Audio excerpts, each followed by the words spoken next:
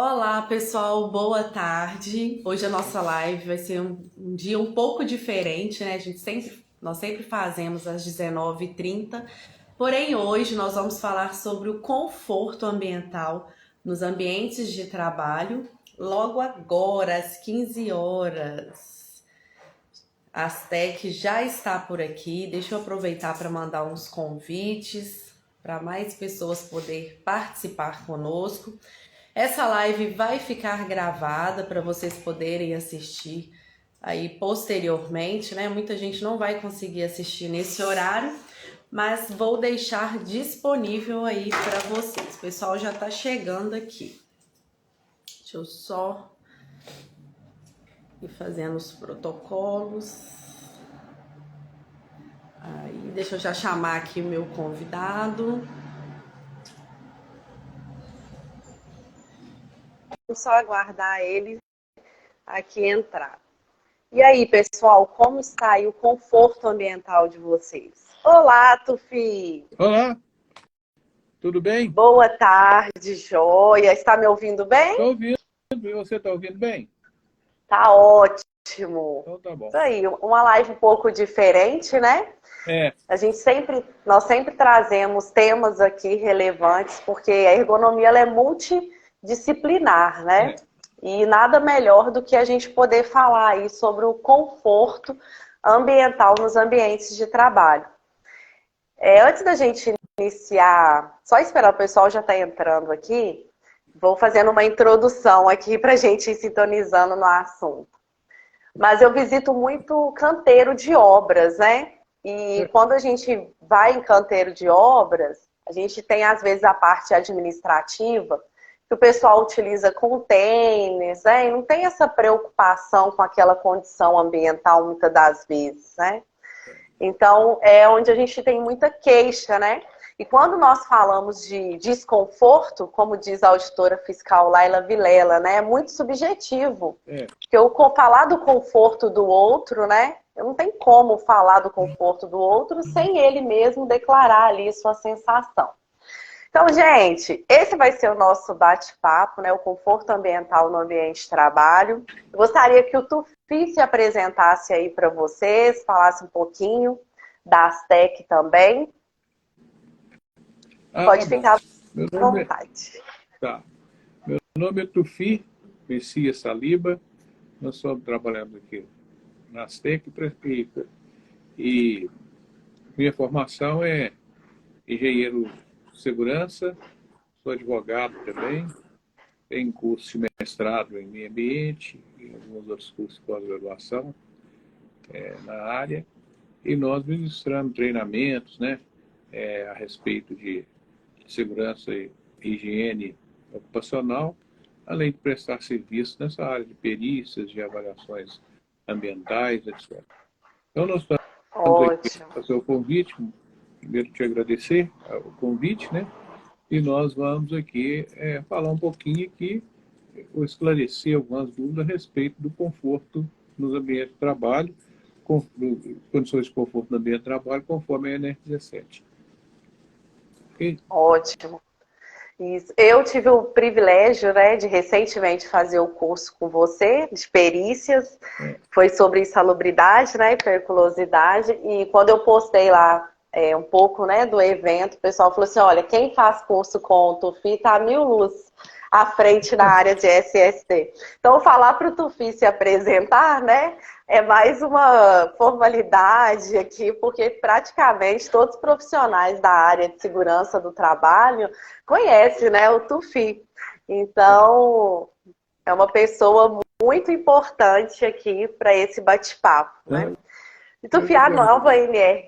a nova NR17, né, ela trouxe É, aí que as empresas devem ter medidas de controle, né, em relação à velocidade do ar, umidade. é, eu, Essa mudança da NR17, o que você acha em relação a uma questão ambiental? ó, a NR17, essa nova alteração, ela alterou principalmente o ruído e a questão de conforto térmico, né? A questão de iluminação, não.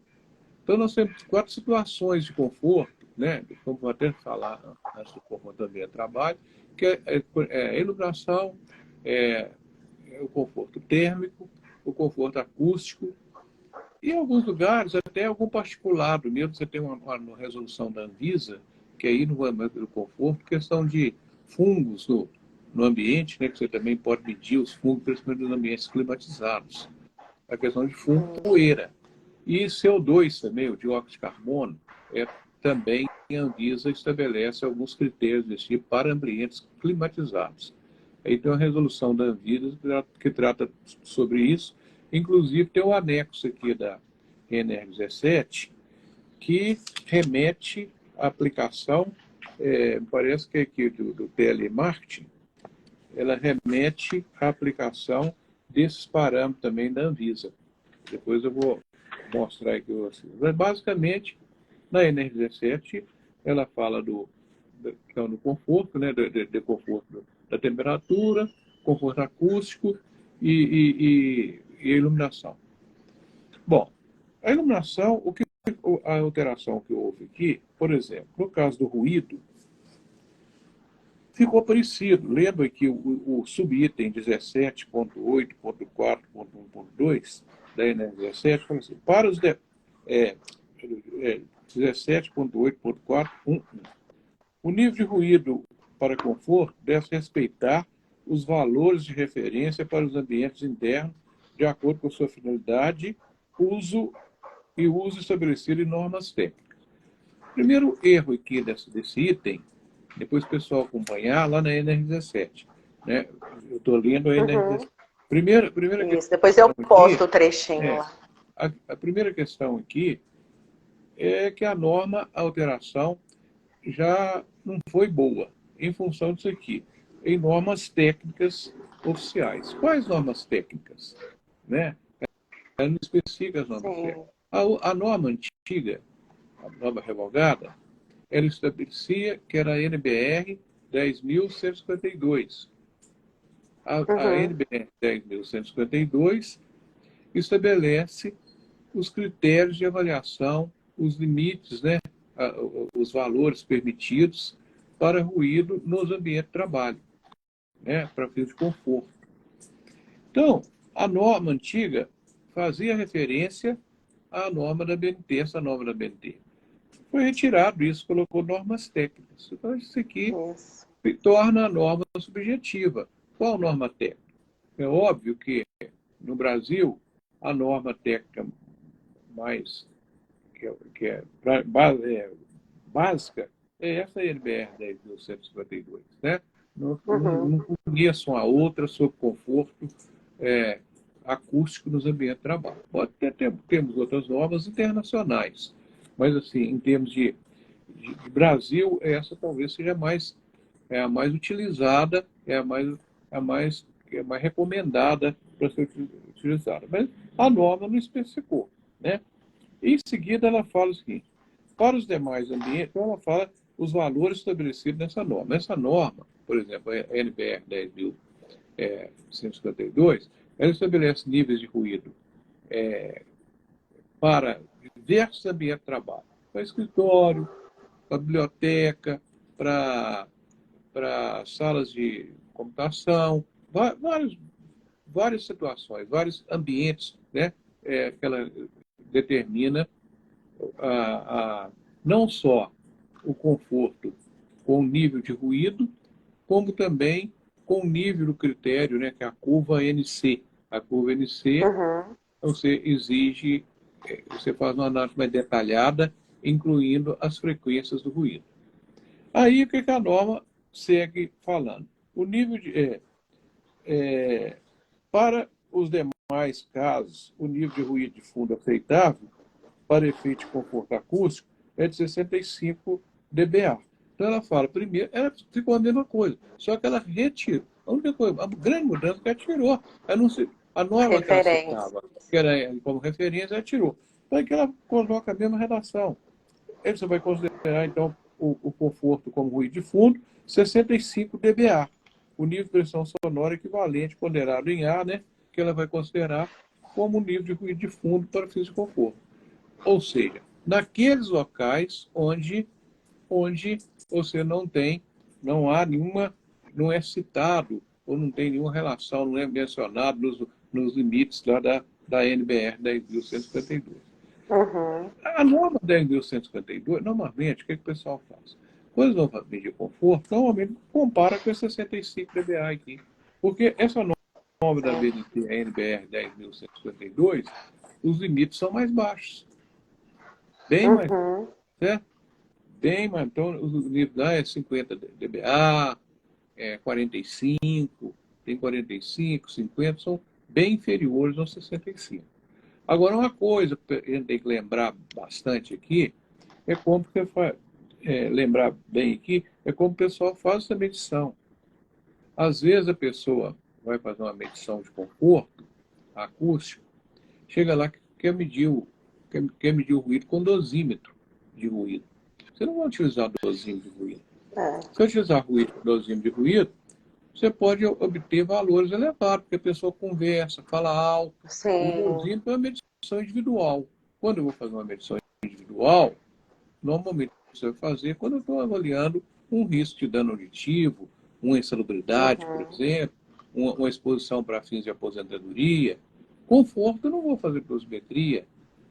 Eu vou ter que medir o ambiente de trabalho. Então, nesse caso, nós vamos colocar o medidor sobre um tripé, né, um tripé adequado, nos pontos do ambiente. De maneira que a finalidade dessa norma é como a norma especifica aqui, o ruído de fundo. Eu tenho que saber o ruído de fundo daquele ambiente. Né? Então, se eu faço uma sala, por exemplo, eu coloco aqui ar-condicionado, coloco uma janela acústica, por exemplo. Uma janela acústica, que é a janela dupla, que você fala janela acústica, para reduzir o ruído, a interferência externa, o ruído de fundo, né? o ruído da interferência da rua. Fiz todo um projeto, então faço até um projeto acústico mesmo, coloco isolantes, coloco internamente tratamento acústico com material absorvente, som e tudo. Posso fazer isso? Bom, aí está tudo beleza. Aí você vai coloca um dosímetro na pessoa. A pessoa começa a conversar, atender telefone, falar alto, não muda nada. O objetivo é esse. O objetivo você tem que medir qual o ruído naquele ambiente de trabalho. Quanto que está naquele ambiente? Está atendendo às normas aqui? Eu não posso considerar. Então, se eu considerar a dosimetria, eu vou considerar outras interferências. Então, tem que ter muito cuidado na avaliação, nesse tipo de avaliação, onde o pessoal comete grandes erros. Hoje, a ergonomia, ela está lá, hoje a ergonomia está lá no PGR, tem que ter inserido os riscos ergonômicos no PGR. Com isso, a gente precisa nesses riscos ergonômicos, realizar essas medições, né? Principalmente nos locais onde você tem trabalho intelectual. Escritórios, laboratórios, a norma restringe que o conforto é basicamente nesses locais, né? Onde é que você tem trabalho intelectual e de atenção constante. Às vezes eu vejo algum trabalho de ergonomia que estão lá medindo ruído de conforto lá no forno, lá na área industrial, lá na britagem. Não, lá não é conforto. Verdade. Não tem nada a ver com conforto. Já é outra medição. E é muito comum também. É muito comum, Tufi, às vezes empresas de auditoria, né, que às vezes não entende muito bem da área da ergonomia, e aí quer questionar o ergonomista por que ele não mediu o ruído lá, por que não consta na documentação esse ruído. A gente vai explicar, né? Olha, não, porque não tem que estar. Não tem que medir lá, né? Você tem que medir naqueles ambientes de trabalho intelectual com atenção constante. Isso que a norma é clara nisso aqui, né? A própria Aí o pessoal realiza medições assim, quando faz um estudo ergonômico. Tem outros que nem medem nada. A maioria não mede nada. Ignora. E eu vejo, por exemplo, muitas vezes no IBGR, aí o pessoal tem que avaliar e classificar o risco. Fazer a avaliação e classificar o risco, né? Visando essa classificação do risco aqui para ver as ações, o plano de ação. Muitas vezes o pessoal, a grande maioria, eles vão lá e classificam o ruído assim, aqui é desconfortável, aqui é desconfortável, de maneira subjetiva. É lógico, o conforto depende também da resposta da pessoa. do indivíduo. Você Isso. tem a questão, nós estamos falando aqui do conforto do ambiente físico, né? Obviamente, Aham. quando você vai para a questão psicológica, é outra situação, né? Tem Aí você pode atividades, associar né? também a Tem outra questão. atividades que nós encontramos trabalhadores que relatam, olha, minha atividade tem muita concentração. Você vê, está lá dentro, está de acordo, né, do limite, porém o trabalhador, a gente sabe que as pessoas têm características, né, psicofisiológicas diferentes, com necessidades diferentes. Você fala assim, mas para mim eu precisava ainda de um local ainda com menos barulho, que eu não consigo trabalhar, por exemplo, com pessoas falando ao telefone, por mais que esteja baixo. Isso é o conforto, né? É a subjetividade ali. Tem gente, por exemplo, que não consegue concentrar com uma pessoa perto, assim, Sim. é isolado. Hoje você vê aquele pessoal que costuma fazer aquelas baias de vários locais numa mesma sala, né? Os Fica ambientes compartilhados, né? Compartilhado. Aquilo ali é complicado, porque tem muita... Eu não sei, para trabalhar ali, conforme a pessoa, é difícil você ter uma concentração, né? E o relato que eu tenho... Às vezes, por exemplo... eu tenho, por exemplo, pessoal do RH, do jurídico, aí eu tenho informação que às vezes ele não pode, né, ficar falando assim, até por questões mesmo de privacidade ali da informação, e tá todo mundo compartilhado, né? Então a maior queixa deles também é em relação a isso. Em relação a isso. Então aquilo ali é um pouco complicado, né? Então, tem todas as respostas. Às vezes você tem um ambiente. E outra coisa, costuma, por exemplo, o telemarketing, por exemplo, também que fica todo mundo ali. Às vezes você tem fizemos algum trabalho de telemarketing, às vezes tem até um isolamento acústico bom, é tudo muito tranquilo. Mas aí o pessoal fala muito, porque eles atendem a um teleatendimento, fala muito, o barulho interfere de uma baia, de um local para outro, de um posto de trabalho para o outro, e fica aquela interferência. Então, às vezes, aqui você vai fazer, por exemplo, uma dosimetria nisso aí, vai dar alto. Se você mede o ruído de conforto ambiental mesmo, no ambiente, dá valores aceitáveis. Mesmo assim, costuma dar muito valor aceitável, porque a conversação é muito intensa. Ali não tem jeito de você até separar, às vezes, o ambiente com muita conversação. Então, isso aí... Geralmente são muitas pessoas, né, na mesma sala. Salas grandes com muitas pessoas. Então, acaba interferindo. Mesmo que você fazer o ruído ambiental, que não seja dosimetria, interfere muito. É verdade. Tem essa dificuldade, né? O ambiente, às vezes, está projetado, calculado, tudo certinho, acusticamente está bom, mas a conversação interfere demais. Né? Nós temos pessoas que falam mais alto, né, do que o outro.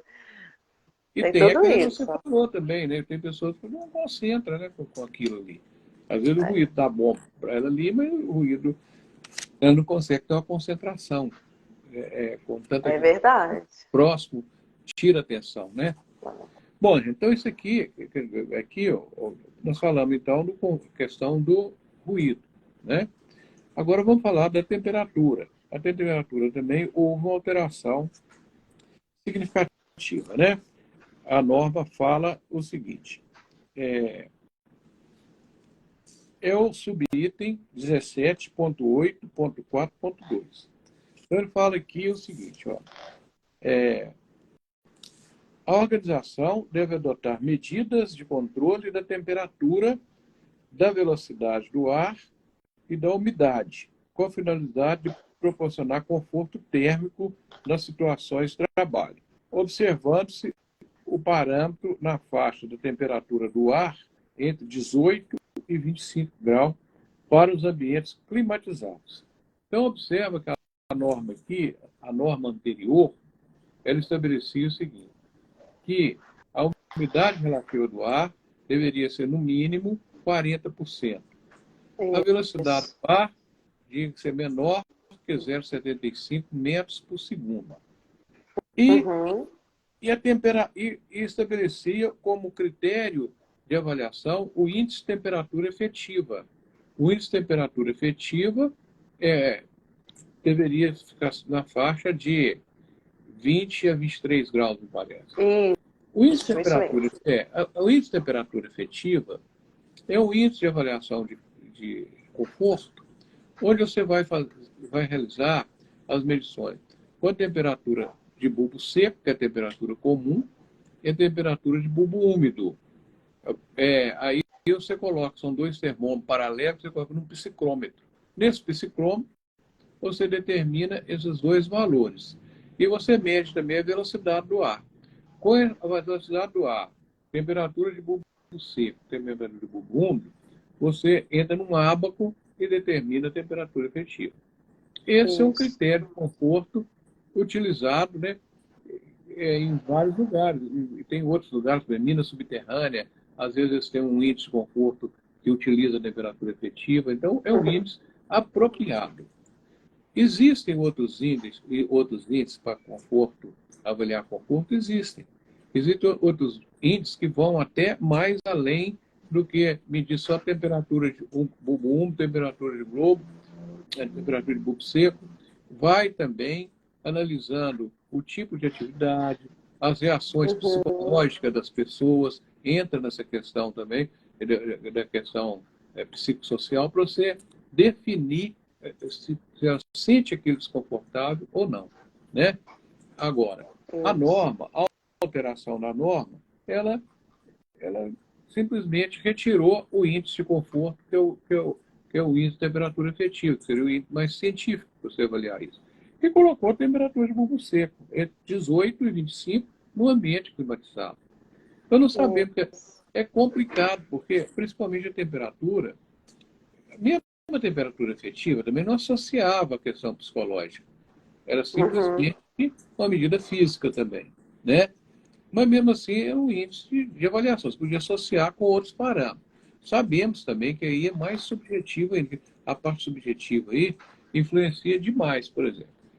Você entra por exemplo, toda vez que eu vou viajar de avião, eu tenho que levar blusa. Vou lá para o norte, nordeste, que é quente, eu tenho que levar blusa. Porque eles colocam aquela temperatura ali baixíssima.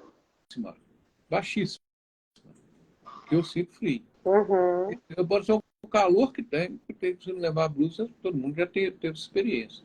Às vezes eu vou lá para o norte, para o nordeste também, tem que levar blusa, porque o pessoal coloca o ar-condicionado no último.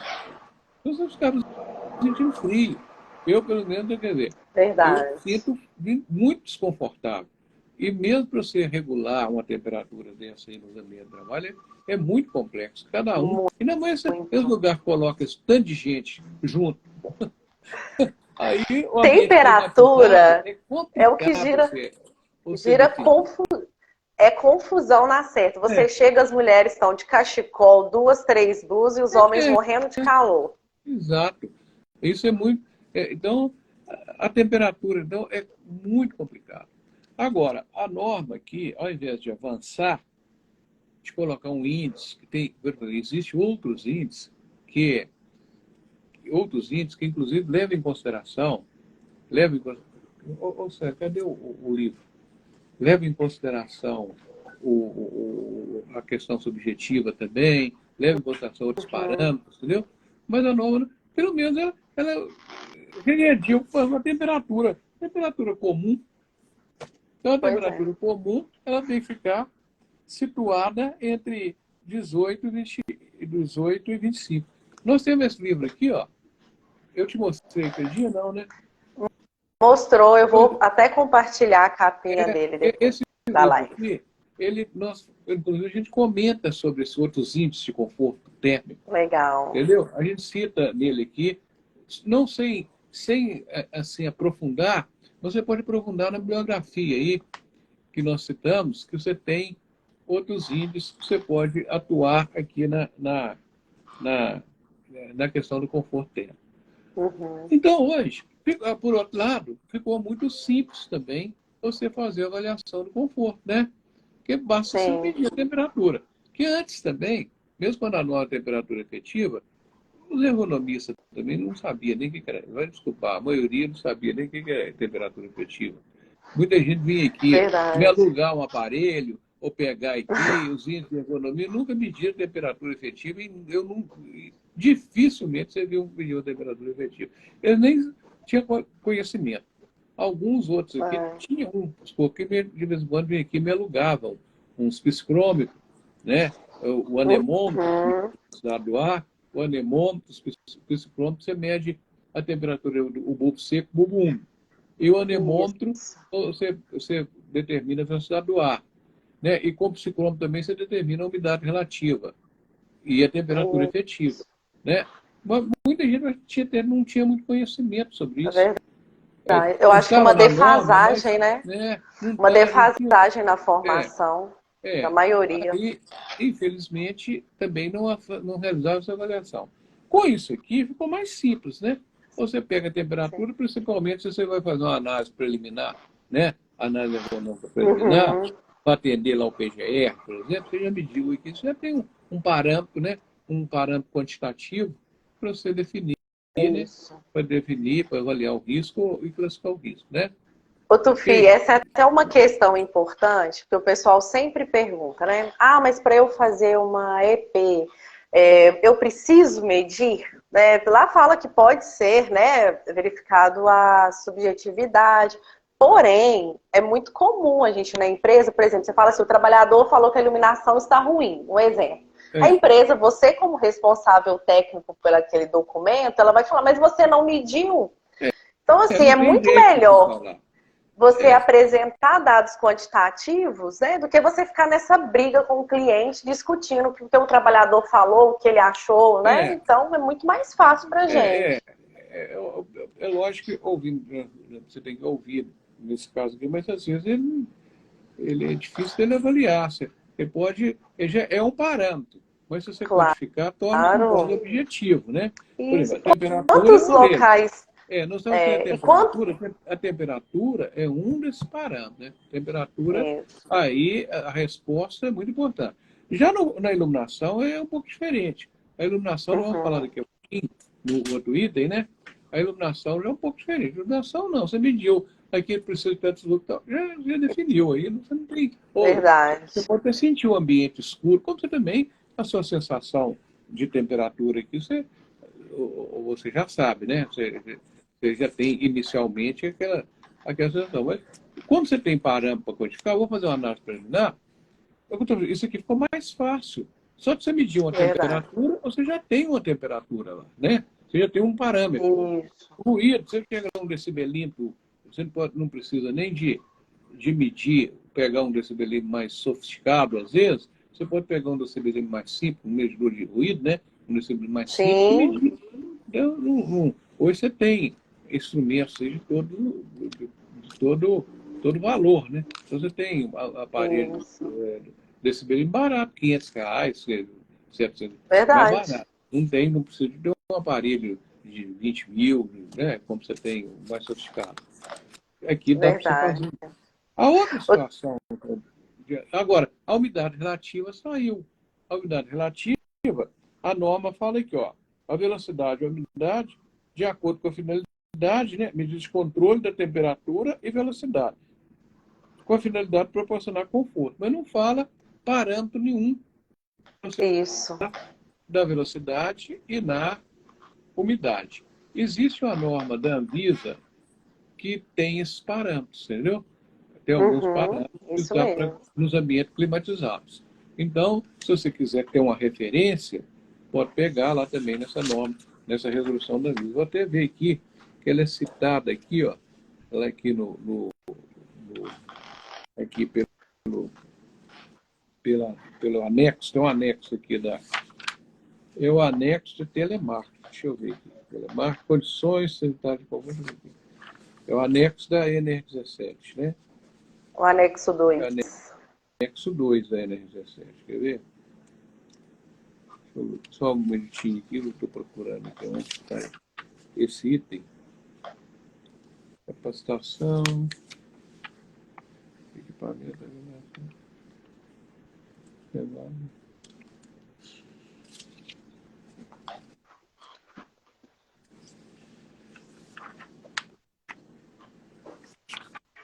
tem um item aqui, deixa eu ver aqui. Clica. Após 2 anos,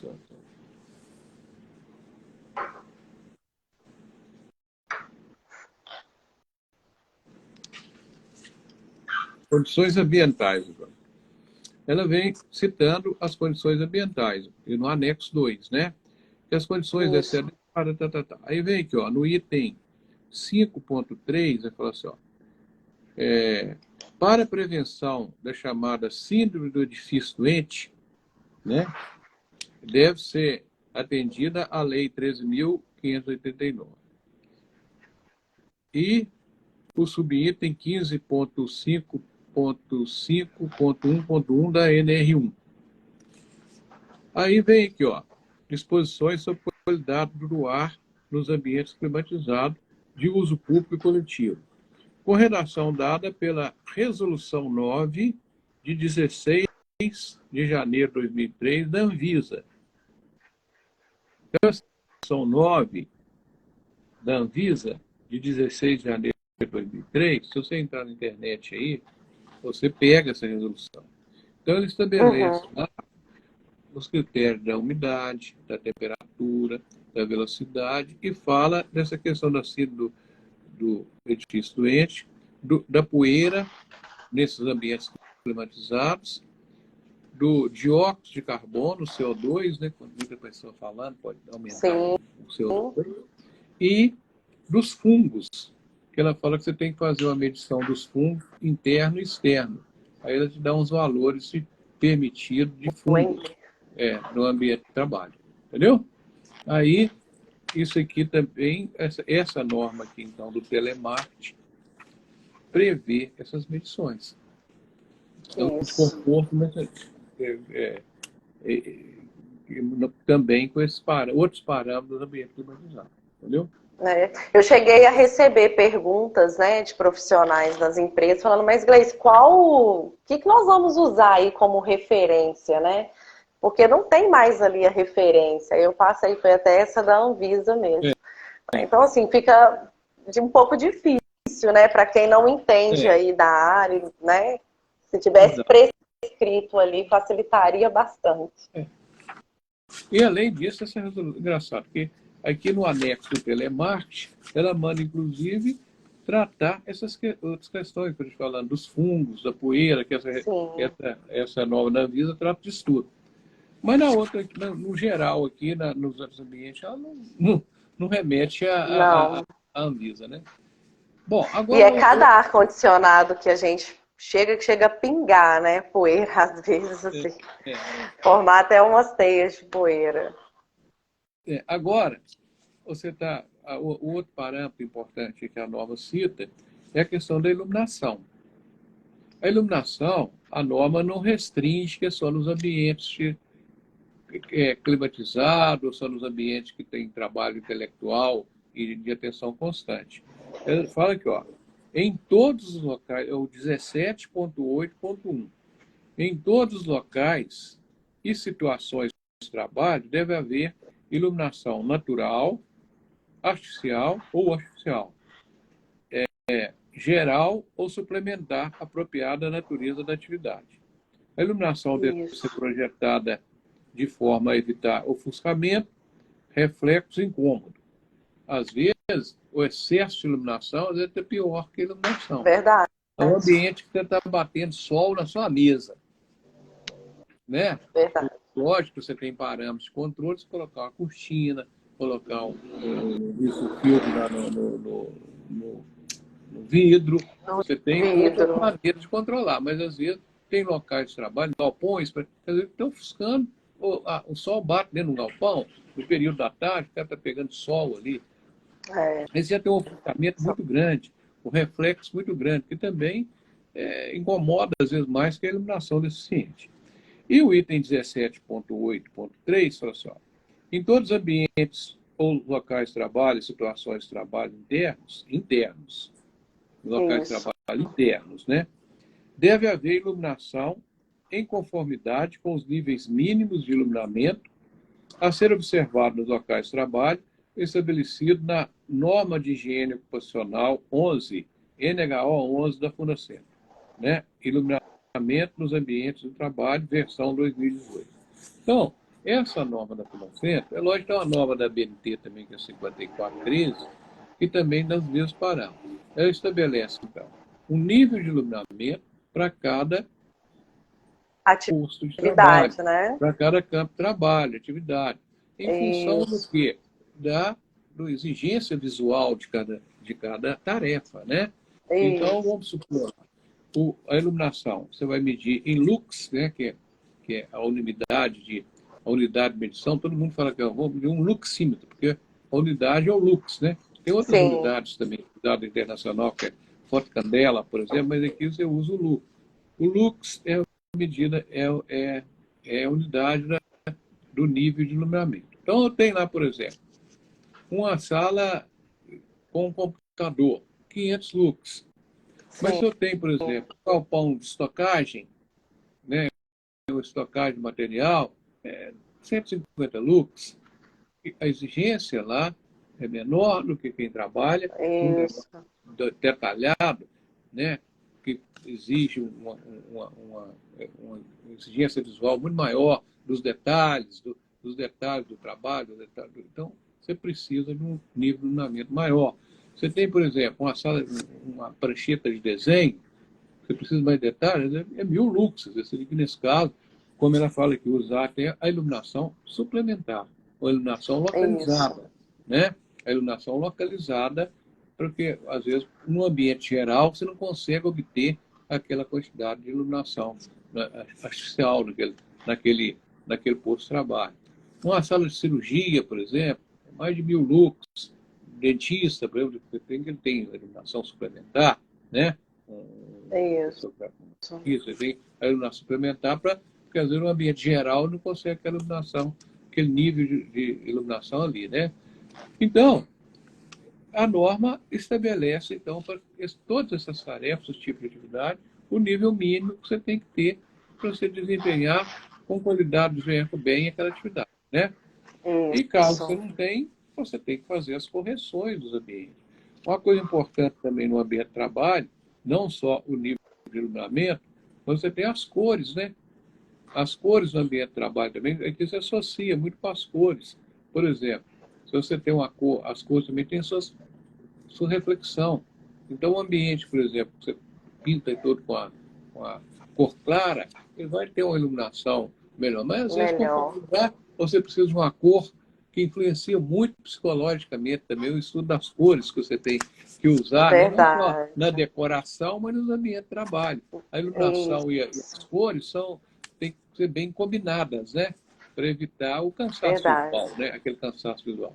Também a norma é uma previsão muito grande das grandes variações. Por isso que eu falo, a iluminação tem que ser uniforme. Eu não posso ter uma iluminação, por exemplo, localizada com 1000 lux e o meu ambiente tem 100. Então, quer dizer, você vai ficar olhando muito claro e para o escuro, claro, você vai só com a pupila vai dilatando e você vai tendo um cansaço visual, né? Então, é outro problema que você tem que analisar. A iluminação, é lógico que tanto a iluminação, a ventilação, você pode ter iluminação natural. É lógico que tudo que você tem natural é melhor, mas às vezes o natural complica um pouco, porque às vezes o dia que não tem sol, você fica sem iluminação. Então, você tem que combinar as duas coisas, né? A artificial com a natural. Normalmente, quando principalmente lugar quente, já fechou, já colocou ar-condicionado, tem que fechar a janela, é artificial, tem que colocar a cortina. Você tem que ter adequadamente artificial. E você pode dimensionar, é lógico que você tem toda uma maneira de cálculo para você fazer, você dimensionar essas lâmpadas, ficar uniformemente distribuídas, as cores do ambiente, as janelas. A janela, por exemplo, uma claraboia, são coisas que que vai favorecer não só a iluminação, como a ventilação natural, né? Então, essa combinação nos ambientes, você tem que dar uma estudada, né? A gente tem que dar uma analisada e verificar essas conformidades. E aí, agora aqui, tem certos locais também, porque a norma não restringiu aqui só os ambientes climatizados, só os ambientes de trabalho intelectual. Você pode ver dentro de alguma empresa, por exemplo, que o ambiente é muito escuro, às vezes você vai fazer o próprio trabalho, não, é escuro demais, que pode acarretar até um acidente, né? O ambiente escuro, quantos acidentes pode acontecer na prática, escuro, na área industrial, à noite? Enxerga nada, porque quando dá luz, fica lá, então você tem aquela iluminação no pátio, né? Ou mesmo em alguns ambientes de trabalho, mesmo numa planta. Garagem de ônibus, De né? tudo, às vezes é muito escuro, né? Aí, isso aí, você já vê que, você já percebe que já tem uma luz escura, até nem é conforto, às vezes até por risco de acidente mesmo, né? Necessidade ali, né, já do ambiente. Né? Mais pelo risco de acidente do que do que o próprio conforto, né? Então, basicamente, o que nós estamos falando aqui é esses parâmetros, né? Houve alteração na a iluminação. A iluminação não houve alteração nenhuma, né? Essa alteração Sim. ficou a mesma coisa. Estava lá seguia a NBR, a norma anterior, revogada também, era a mesma relação. Seguia a NHO 11, né? Para atender os ambientes de nível de iluminamento adequado, né? Isso. Ô, Tufi, nós tivemos uma perguntinha aqui do Richelli, que foi assim, ó, entende-se então, podemos determinar 3 principais tipos de conforto ambiental, o térmico, acústico e de luminância.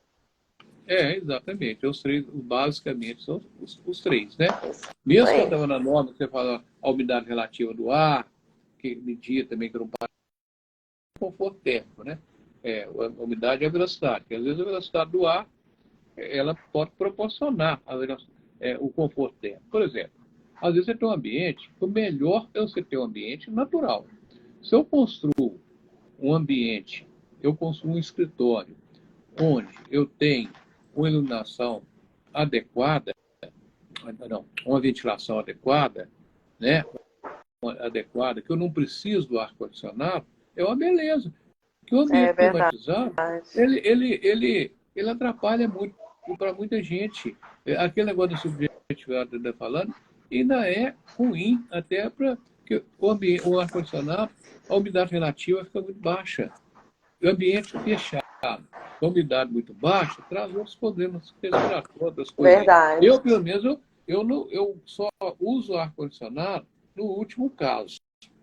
Eu evito o ar-condicionado. Quando eu vou andar de avião aí, eu vou viajar de avião, é uma luta, porque lá numa cabine do aeronave, por exemplo, a umidade relativa ali é baixíssima. O ambiente, além de ser climatizado, é pressurizado. Baixíssimo. Então, você liga eles jogam numa temperatura muito baixa, ninguém aguenta aquilo, não. Muito baixo, é muito desconfortável. Para mim também é um incômodo. Então, incomoda demais.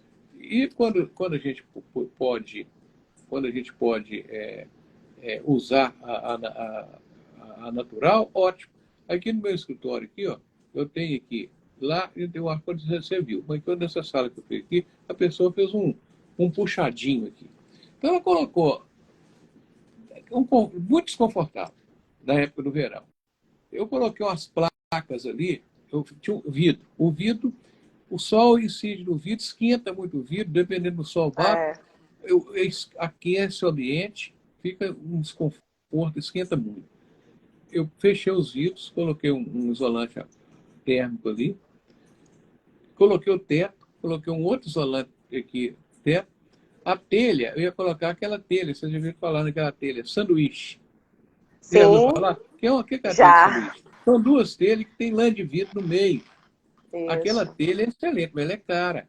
Eu coloquei ela aqui, mas ela não está lá tão boa. Então, tentando chegar num conforto aqui, bom. Por exemplo, a gente usa o ar-condicionado aqui só à tarde, praticamente. Tem dia que nem usa.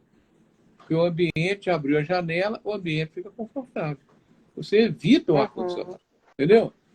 Então, agora, tem gente, eu sei, né? Eu até pergunto para o pessoal que fica na sala comigo aqui, que tem gente que às vezes é mais encalorado, vamos dizer, mesmo com o tempo. Mas é o caso aqui. Né? Nós ficamos, temos que olhar isso também, não é isso? O que é? Verdade. Então, esses parâmetros a gente tem que olhar também, né? Não é só bem, por mais que a gente melhora, às vezes tem pessoa que ainda quer o ar-condicionado.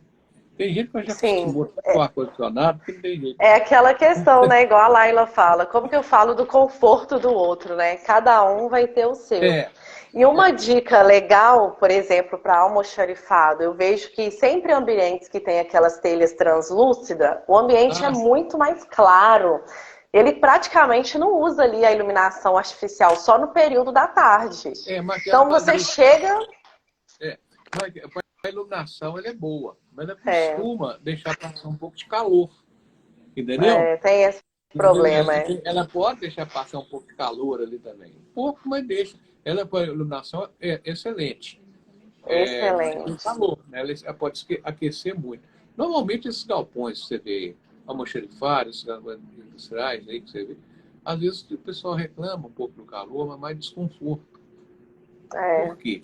Porque os caras colocam essas telhas metálicas, não é a telha sobre a telha. A maioria é metálica. É metálica. Aquilo no verão, embora tenha um pé direito, uma altura muito boa, mas no verão torna muito desconfortável, né?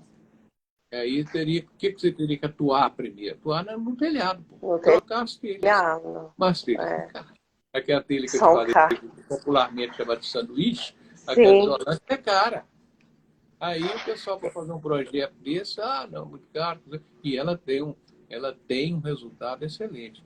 Eu já testei na prática num cliente nosso aqui, que tem um galpão lá que tem essa telha, na outra tem a comum. A diferença dá 5 graus. Que é muita coisa. Muita de um galpão pro coisa. outro. Muita coisa. Muito. E não é só esse calor, porque às vezes no galpão o pessoal tá mexendo com solda, né? Tem o EPI que é quente. Então, assim, é muita coisa. Vai complicando, né? Isso. Então, esse E controle... outro fio. Pode concluir sua fala. É importante. Você tem que observar muito esse tipo de controle, né? Isso. Quer ver? Muitas vezes as queixas... Eu quero que a insalubridade... Hoje, a norma de calor mudou. O pessoal perde muito insalubridade. A insalubridade hoje é mais complicado. Você tem que ter muito em função do tipo de atividade, depende, você tem que fazer aquelas médias, das situações de situação de exposição, etc. Bom conforto, mas às vezes o ambiente está super desconfortável. Mas é verdade. Ele está querendo isso, não gera esse resultado, mas é muito desconfortável, né? E são vários, depende muito da atividade que o pessoal realiza, né? Eu atendo uma empresa que eles trabalham com fundição, fabricam panelas de alumínio. Como a atividade ela já tem uma exigência de esforço físico ali intenso, né? Muita movimentação do trabalhador, e os galpões são com essas telhas. Então, assim, para eles é como se eles estivessem dentro de um forno. Eles já movimentam muito, né? Já tem um gasto calórico ali muito alto, um ambiente quente ainda. Então, assim, cada natureza da atividade ali vai demandar algo, né? Uma ação de melhoria. A gente precisa ter essa percepção, né? Da atividade, do ambiente. Deixar de olhar a ergonomia, né? Só de mesa e cadeira. Isso também é importante. Exatamente. O que a gente vê, assim, nas formações... quando eu fiz especialização, né? Após em ergonomia, eu tive um módulo só para a medição. Para as medições de conforto. O que eu vejo, assim... Eu já dei aula na FUMEC e na PUC sobre só essa parte de conforto. Tinha um curso pós-graduação em ergonomia. Eu dei aula lá na PUC e na FUMEC. Umas 2 ou 3, 4 vezes que eu dei. Aí eu levei equipamento, mostrei pro pessoal, medi. Isso, a gente media assim na sala. Eu tudo certinho para eles lá. Algumas vezes eu dei aula lá também. Não foi ótimo, é muito... Tem que ter, né? Eu acho que assim, um curso de ergonomia que deixa de lado as questões ambientais, porque muitos desconfortos que vêm, por exemplo, de iluminação, no final do dia pode estar trazendo enxaqueca para o trabalhador. Talvez não é uma doença osteomuscular, mas é um desconforto que vai sim trazer uma consequência, né? E às vezes é uma preocupação que eu vejo assim, a gente vê muitos cursos e pouco se fala da parte cognitiva, da parte ambiental, e fica esse mito, né? Como se a ergonomia fosse só biomecânico. Os próprios, a gente estava comentando aquele dia, né? Os próprios estudos ergonômicos que a gente hoje a gente tem feito muito trabalho de PGR, né? Aí normalmente eu coloco na nossa proposta aqui a parte de ergonomia, vou pegar o estudo ergonômico deles. Quando tem. A maioria não tem, e quando tem, parâmetro de conforto inexistente. 95% inexistente. Questão cognitiva, 95% inexistente. Só tem biomecânica. Isso mesmo. Verdade. Isso eu estou falando que vou falar com um percentual assim, mas a grande maioria.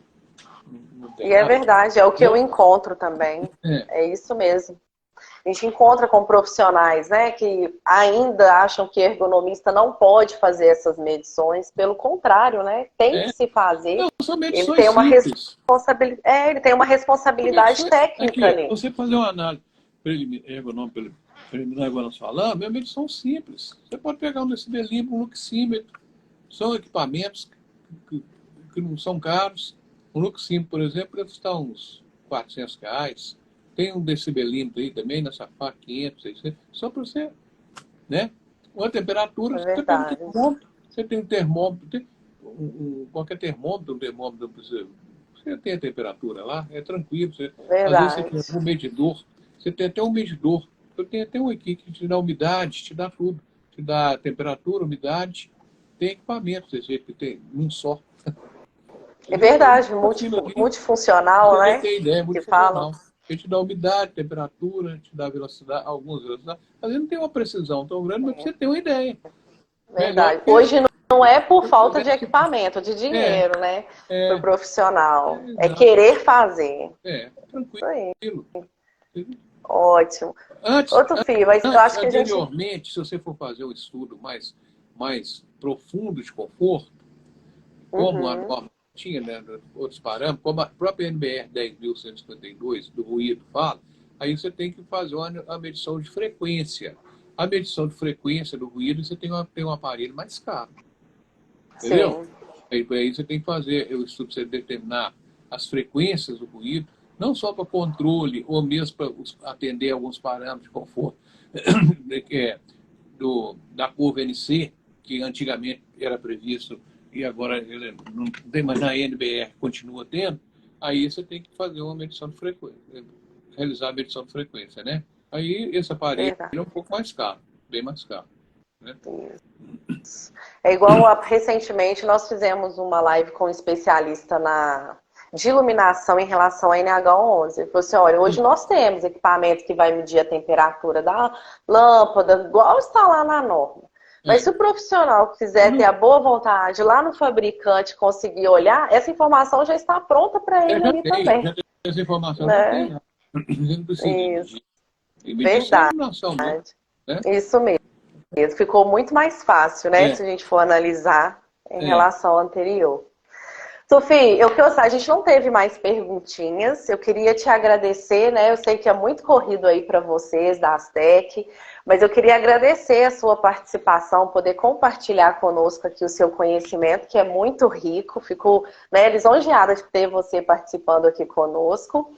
Eu vou postar, né, para o pessoal um livro em relação às medições de conforto. Eu não tenho ainda, porque tinha esgotado, né, o dia que eu estava aí na Astec. O livro foi esgotado, mas vai sair qualquer hora, aí eu te falo, tá? Isso aí, eu vou deixar já para o pessoal poder adquirir, né, e ter mais conhecimento sobre o assunto, tá? Mas muito obrigada. Obrigado. Essa nova edição nós já atualizamos de acordo com a NR17. Ótimo. Excelente. Tem previsão de quando vai sair? Já era para ter saído. Hoje eu liguei para o pessoal da editora, para mim já era para ter saído. Eu estou fazendo revisão lá, já para impressão. Então eu vou ótimo. Eles, né? Vou ficar aguardando aqui também. Tem uma última perguntinha que chegou aqui, ó, no que tange a penalidade. No quesito de não enquadramento para o empregador e empregado, se não estiver enquadrando ali, né, pode ser um item de autuação, né? Porque se chegou... Exatamente. Você tem aqui nas NRs, né? Aí você tem na NR 28, que tem lá, depois você pega a NR 28, que tem lá das penalidades. Então, para cada item, você tem uma infração tipificada, né, aqui na norma. Então, por exemplo, aqui na NR28, aqui, ó, vamos pegar aqui a NR17, tem várias autuações, quer ver? Aqui no NR12, deixa eu ver aqui, 13 a 17. NR18.